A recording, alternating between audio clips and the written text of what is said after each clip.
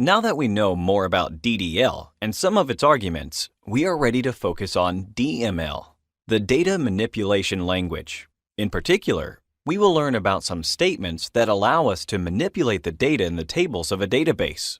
We will start with select, a statement used to retrieve data from database objects like tables.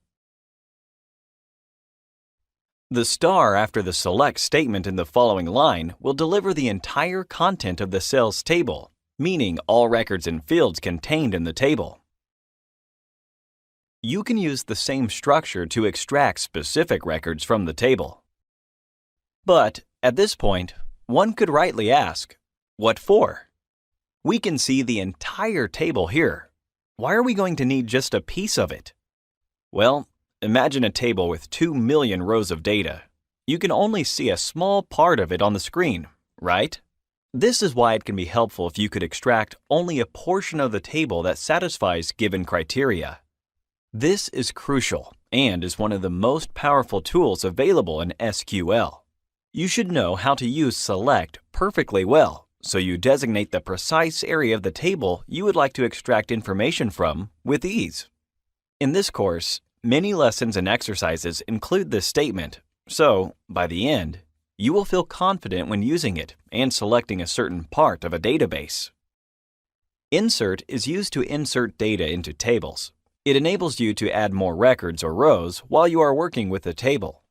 This clause goes hand in hand with the keywords into and values. In the parentheses after the table name, you will have to specify the columns you are adding information to, unless you want to insert data in all columns. For the moment, our sales table contains only 2 fields. So, if we want to add purchase number and date values, we could omit the part with column names and parentheses, and our statement would look like this. The 2 versions are identical. Syntactically, such statement makes sense because it allows you to insert values right into a table. This line of code allows you to register the first record of the dataset. It will appear as the first row of the cells table. This code will add another record, purchase number 2, and the date, 27th of October 2017. Amazing! So far, we saw how to select and insert information in SQL. Remember, you can also update information. Update allows you to renew existing data of your tables. Its syntax is slightly different and is best understood with an example. This piece of code will allow us to substitute the previously inserted date of purchase number 1, 11th of October 2017, with the 1 specified here, 12th of December 2017. And how do we get to this date, 11th of October? The update is based on the number of the purchase number 1. This way, the entire row is updated, and the date will be 12th of December 2017. There is one additional DML clause I would like to show you in this lesson. It is delete.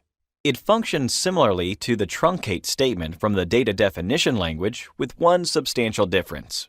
Truncate allows us to remove all the records contained in a table. With delete, you can specify precisely what you would like to be removed. For instance, the following phrase, "We'll remove all the records from the cells table," just as if we had written truncate table cells.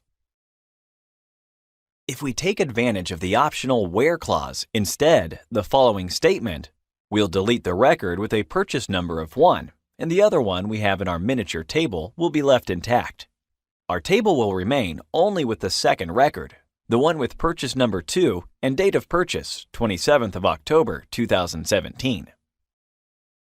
To summarize, the data manipulation language syntax is composed mainly of the following 4 elements containing statements and keywords: select from, insert into values, update set where, and delete from, and optionally where. In our next video, we'll learn what part of SQL syntax is referred to as data control language. Thank you.